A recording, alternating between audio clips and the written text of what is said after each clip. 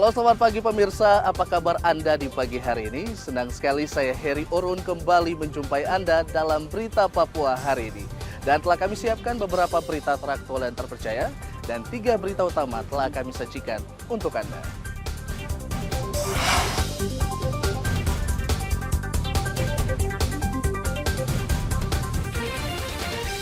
Terjatuh dari dermaga pelabuhan Yosudarso, Merauke, seorang buruh hilang.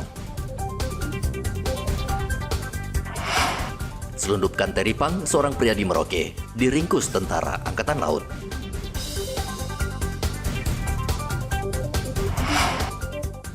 Ada pelanggaran pilkada, 1 TPS di Manokwari mencoblos ulang.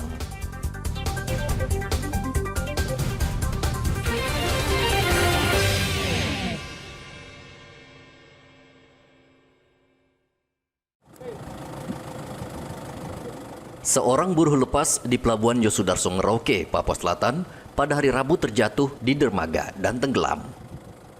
Tim SAR Merauke saat ini masih mencari korban dengan menurunkan puluhan anggota Basarnas dan didukung peralatan seperti perahu karet, speedboat, termasuk peralatan drone. Hingga berita ini disusun, korban belum ditemukan. Kepala Kantor SAR Merauke, Alman Imbiri, mengatakan tim SAR akan terus mencari korban selama sepekan sesuai dengan SOP. Sekitar jam 9.20 sampai jam 9.30, korban terjatuh dari dermaga. Informasi terakhir, korban dalam kondisi lemah dari tren 1 berjalan di atas dermaga dan langsung terjatuh. Begitu kami terima laporan, tim SAR kami gerakan langsung turun ke lapangan setelah berkoordinasi dengan pihak potensi SAR terkait, dalam hal ini ATPEL dan pihak pelabuhan, karena yang bersangkutan jatuh di pelabuhan. Kami dari Basarnas menurunkan 1 buah perahu karet beserta dengan tim, dan kami juga menurunkan alut yaitu 1 buah D-Max, 1 buah truk, dan personil untuk melakukan pencarian. Di sisi lain kami pun melakukan pencarian dengan drone thermal, di mana kami pun melakukan dari udara. Selain kita menyisir dari pelabuhan, menyisir dari pesisir pelabuhan sampai di dermaga, kami pun juga mencari melalui udara, melalui drone. Sampai dengan siang hari ini hasil masih sementara nihil. Korban diperkirakan berumur 30 tahun dan identitasnya belum diketahui. Bahkan tidak satupun buruh di Pelabuhan Laut Merauke mengenalnya karena korban baru pertama kali bekerja sebagai buruh lepas di Pelabuhan Laut Merauke. Muhammad Ridwan melaporkan dari Merauke, Papua Selatan.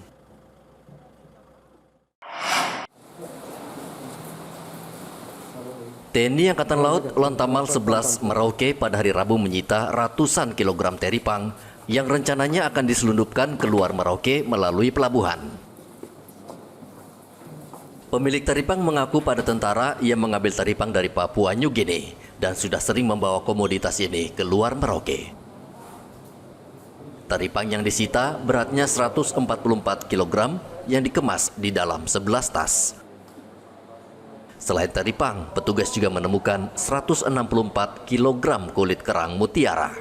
Diamankan adanya teripang tanpa disertai surat-surat yang sah sejumlah 164,80 kg yang dimuat dalam 9 tas, dan dalamnya ada kulit kerang mutiara dengan berat total kurang lebih 148,54 kg, dan juga ditemukan adanya narkoba jenis ganja dengan berat 2,7 gram yang kita sita dari saudara YR yang ada di belakang.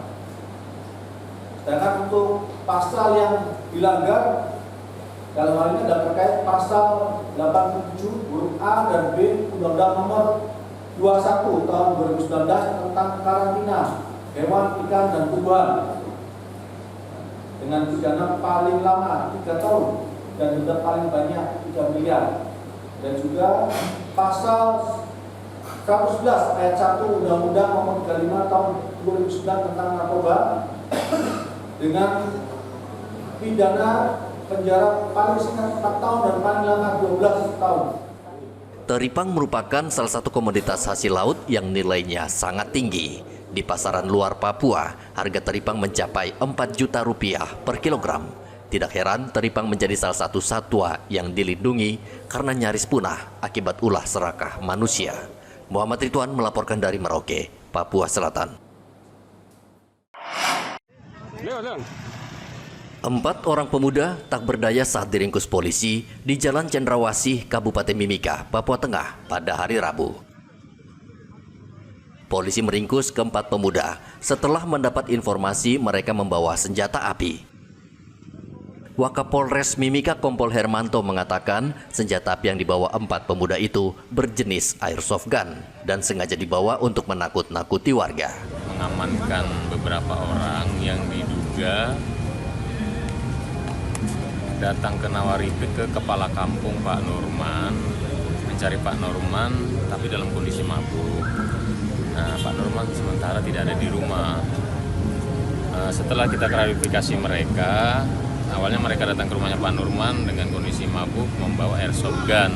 Namun sebelumnya belum dikeluarkan, pada saat itu cari Pak Nurman tidak ada. Terus dia tiba-tiba mengeluarkan juga pistol. Nah, itu pistol. Setelah itu penjaga rumahnya Pak Nurman menginformasikan kepada Pak Nurman bahwa Pak Nurman dicari sekelompok orang. Nah, Pak Nurman telepon Polsek Miru untuk ditindaklanjuti. Setelah diberikan ciri-ciri kendaraannya dan mereka dari Polres dan Polsek Miru mengidentifikasi dan mengamankan 1 unit mobil yang di dalamnya ada beberapa orang. Ada 4 orang kalau nggak salah ya. Kemudian diamankan, setelah diklarifikasi, maksud tujuan mereka ingin menjual tanah kepada Pak Nurman. Cuman dalam kondisi mabuk, ya, sehingga ya sudah tahu tuh kalau kondisi mabuk seperti apa gitu. Jadi maksud tujuannya bukan mengancam Pak Nurman, tidak. Dia mau jual tanah ke Pak Nurman. Berarti tidak ada hubungannya dengan pilkada? Nggak ada. Baju putih celana pendek sudah tahu bang, yang pegang pistol yang baju putih celana pendek gitu. Saat ini keempat pemuda masih diperiksa di Mapolres Mimika. Mereka terancam dengan undang-undang darurat karena membawa senjata tanpa izin dan mengancam warga. Dari Mimika, Papua Tengah, Igobat Momolin melaporkan. Badan Narkotika Nasional Kabupaten Jayapura bersama Lapas Narkotika Jayapura memusnahkan sekitar 1.700 gram ganja di halaman kantor BNN Kabupaten Jayapura pada hari Rabu. Ganja tersebut dikemas dalam bungkusan plastik sebanyak 80 bungkus dan dimusnahkan dengan cara dibakar. Ganja disita dari tangan narapidana di dalam Lapas Narkotika Jayapura. Ganja diselundupkan dari luar lapas dengan cara mengemasnya dalam bola lalu dilempar dari luar pagar ke dalam lapas. Dibakar ini dilempar dari luar. Jadi kalau masuknya ya itu, jadi masuknya dilempar dari luar tembok ke dalam lapas. Jadi ini juga bentuk komitmen kami bahwa memang kita di dalam ini kita melakukan pengawasan di dalam bahwa ketika itu barang kita temukan jatuh langsung kita amankan dan kita laporkan kepada. Kita bisa bilang Bapak pagar itu tidak ada yang jaga. Pagar itu menara-menara 4 yang ada di ujung-ujung itu tidak ada yang jaga. Tapi ini dilempar ini pada waktu malam hari. Malam hari tidak jaga. Ada. Berapa banyak tahanan di lapas itu yang mengendalikan narkoba keluar? Kalau untuk sekarang yang terbukti baru 2 yang kita sudah amankan dan kita sudah mengirimkan ke yang Polres. Berarti yang barang bukti ini dari 2 orang saja? Bukan, ini yang tidak bertuan. Ini yang dilempar pada saat dilempar dan ditemukan oleh petugas kami di dalam. Ketika kita melakukan kontrol troli. Modus seperti ini menurut Irwanto sering terjadi. Menurut dia sudah 7 kali pelaku menyelundupkan ganja dengan bola atau rata-rata 1 hingga 2 kali per bulan. Polisi dan pihak lapas akan mengambil langkah tegas dengan menambah atau menyiagakan aparat keamanan untuk mengantisipasi agar modus seperti ini tidak terulang. Ari melaporkan dari Kabupaten Jayapura, Papua. Tim penyidik tindak pidana khusus Kejaksaan Tinggi Papua kembali menyita uang tunai senilai 4 miliar rupiah yang diduga hasil korupsi dana PON 20 Papua di bidang transportasi. Kepala Seksi Penyidikan Bidang Tindak Pidana Khusus Kejati Papua, Valeri Dedi Sawaki, mengatakan tim berupaya secara maksimal untuk menyelamatkan kerugian negara dalam kasus tindak pidana korupsi dana PON Papua. Berdasarkan hasil pengembangan penyidikan dengan memeriksa saksi kemudian dokumen sehingga ditemukan uang senilai 4 miliar yang kemudian harus dikembalikan di bidang transportasi. Ini 4 miliar yang dari bidang transportasi harus dikembalikan karena bukan haknya. Sehingga dari uang ini kemudian hari ini kami sita dan selanjutnya akan kami titipkan ke rekening titipan Kejaksaan Tinggi Papua di Bank BNI. Dari pengembangan ini tidak menutup kemungkinan akan ada bertambah penyitaan. Kami lakukan jadi tim penyidik kali ini kita lakukan penyitaan, kemudian bukan hanya terhadap uang tunai, namun terhadap aset-aset milik para pelaku yang diduga terlibat atau terkait dengan persoalan atau dugaan tindak pidana PON ini. Ini merupakan langkah penyelamatan keuangan negara di tahap penyidikan yang dilakukan oleh kami tim penyidik dan selanjutnya akan terus bertambah.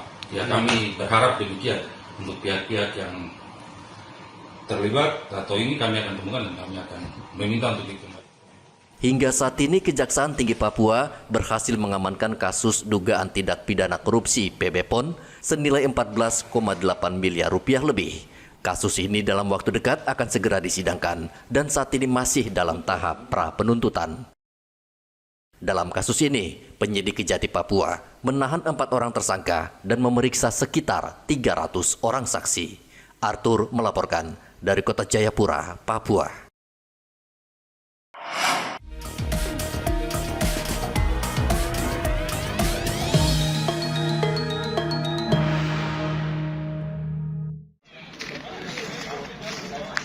Komisi Pemilihan Umum Kabupaten Manokwari, Papua Barat menggelar pemungutan suara ulang di TPS 09 Kelurahan Sanggeng, Kabupaten Manokwari. PSU ini dilakukan karena ditemukan pelanggaran anak di bawah umur ikut dalam pencoblosan pada 27 November lalu. Anggota KPU Manokwari, Sidarman, mengatakan PSU dilaksanakan atas rekomendasi Bawaslu. Di TPS 9 ini total DPT di sini ada 514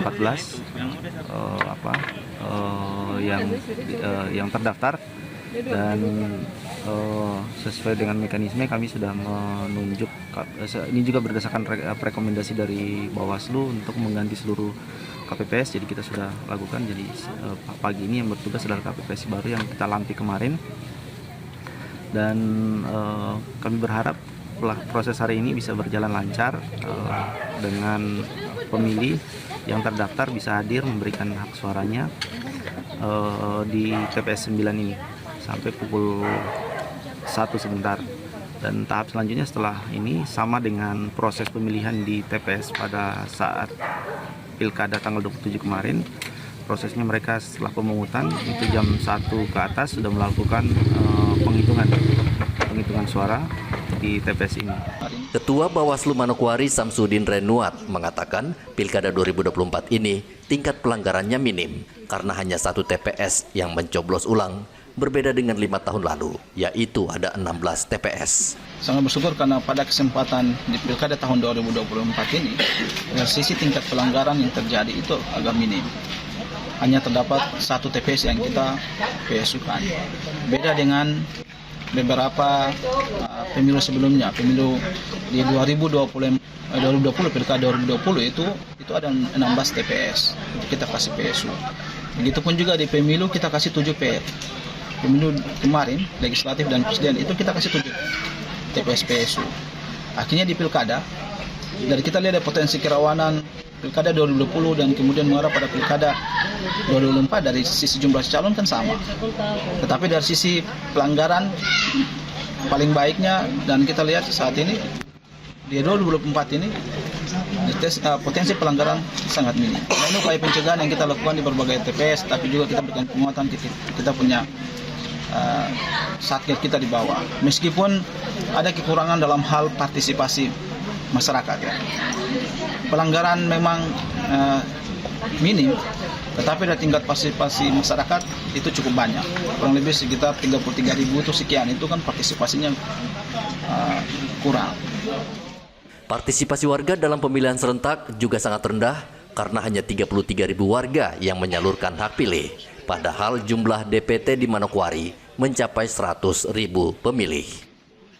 Edi melaporkan dari Manokwari, Papua Barat.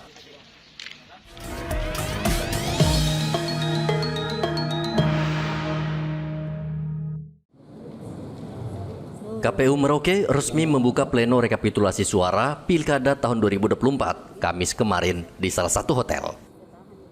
PPD dari 22 distrik juga telah hadir di lokasi pleno, namun untuk pelaksanaannya menunggu giliran.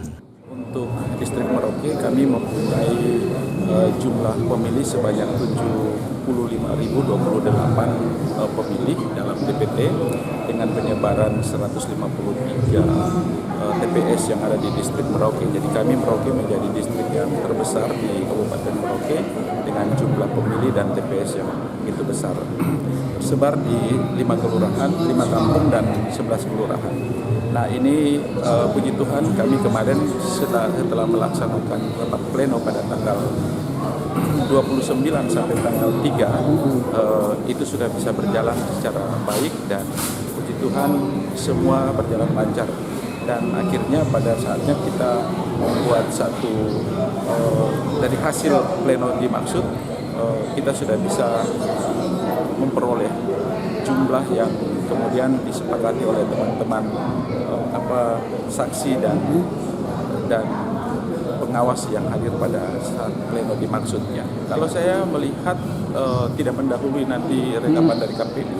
Kalau saya lihat untuk kami di distrik Merauke, kalau yang pileg kemarin itu sekitar 74%, tapi pada saat pilkada ini dia menurun menjadi kurang lebih 66% dari jumlah total pemilih, dari 48.000 dari total DPT yang ada sekitar 75.026 pemilih dalam DPT dimaksud, kurang lebihnya sebenarnya. Pleno rekapitulasi ditargetkan selesai pada hari ini. Sementara itu, Ketua DPRD Merauke Samuel Mugujai mengimbau seluruh pendukung paslon, baik gubernur dan bupati, wajib menunggu hasil penghitungan berjenjang yang saat ini sedang dilakukan KPU. Komisi Pemilihan Umum sedang melakukan rekapitulasi perolehan suara pasangan calon. Saya mengajak kita semua, masyarakat Merauke, menunggu hasil perhitungan suara yang dilakukan oleh KPU. Siapapun yang terpilih adalah bupati dan wakil bupati masyarakat Merauke. Mari kita bergandengan tangan untuk membangun Merauke yang lebih baik guna mewujudkan masyarakat yang maju dan sejahtera. Klaim yang dilakukan masing-masing paslon dinilai tidak masalah karena menjadi hak masing-masing paslon. Muhammad Ridwan melaporkan dari Merauke, Papua Selatan.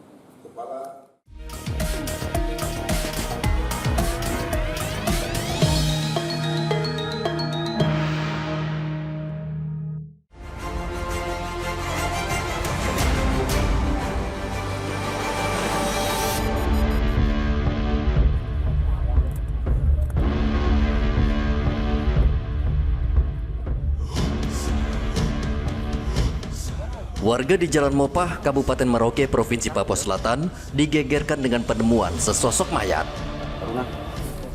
Supriyanto yang setiap hari bekerja sebagai petani ditemukan tak bernyawa di sebuah gubuk kebun sayur miliknya. Seorang warga yang menemukan jasadnya langsung melapor ke polisi. Usai melakukan olah TKP, polisi langsung membawa mayat tersebut ke Rumah Sakit Umum Daerah Merauke.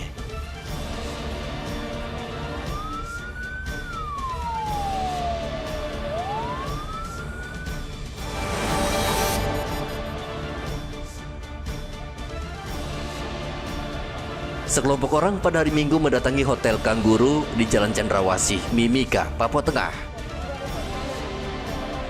Mereka ingin ikut serta dalam rekapitulasi perolehan suara tingkat distrik Jila. Karena menurut mereka, rekapitulasi rawan dengan kecurangan.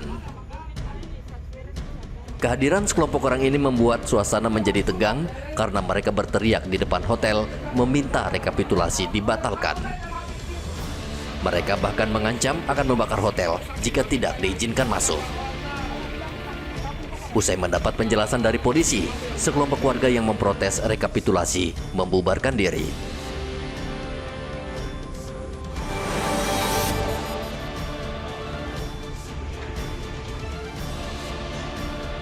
Pasar Parasentani di Kabupaten Jayapura, Provinsi Papua terbakar.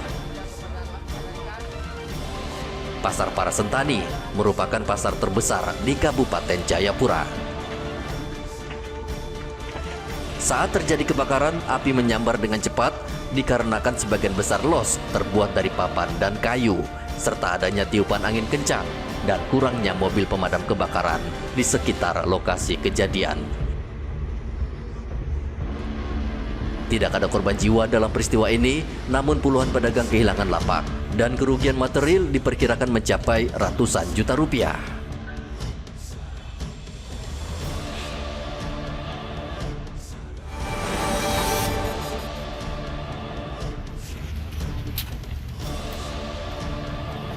Anggota Yon Marhalan 10 Jayapura menangkap seorang pelajar yang kedapatan membawa ganja saat naik ke KM Gunung Dempo di Pelabuhan Jayapura pada hari Minggu. Anggota TNI yang saat itu sedang bertugas memeriksa tiket mencurigai seorang penumpang yang membawa tas ransel naik ke kapal. Saat diperiksa, petugas menemukan 35 paket ganja dengan berat total sekitar 700 gram. Pelaku mengaku seorang kurir yang disuruh seseorang bernama John Tebay untuk membawa ganja dengan imbalan uang sebesar Rp800.000. Ganja tersebut harus diserahkan ke seseorang di Jayapura untuk dibawa ke Nabire.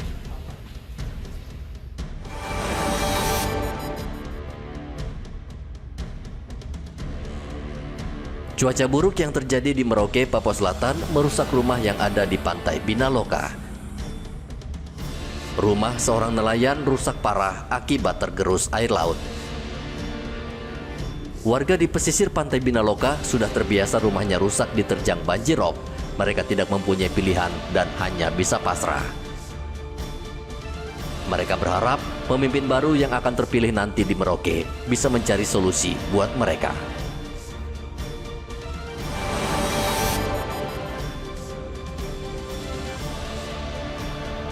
Satgas Operasi Damai Kartens terlibat kontak tembak senjata dengan kelompok kriminal bersenjata di distrik Gome, Kabupaten Puncak, Papua Tengah.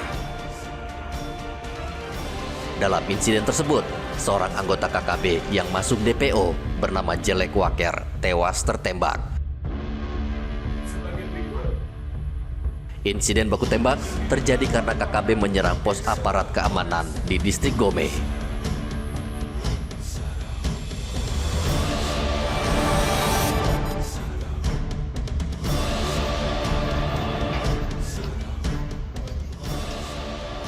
Polres Kerom menangkap 5 penyelundup ganja saat melintas di Jalan Trans Papua, Kampung Workwana, Kabupaten Kerom. Kelima pelaku tidak berkutik ketika Samapta Polres Kerom yang sedang berpatroli membekuk mereka di tengah jalan. Petugas mencurigai mobil yang dikendarai para pelaku, dan saat digeledah, polisi menemukan ganja seberat 20 kg yang sudah dipaket ukuran kecil. Para pelaku mengaku ganja tersebut akan dibawa ke kota Jayapura. Kelima pelaku saat ini masih menjalani pemeriksaan di Mapolres Kerom.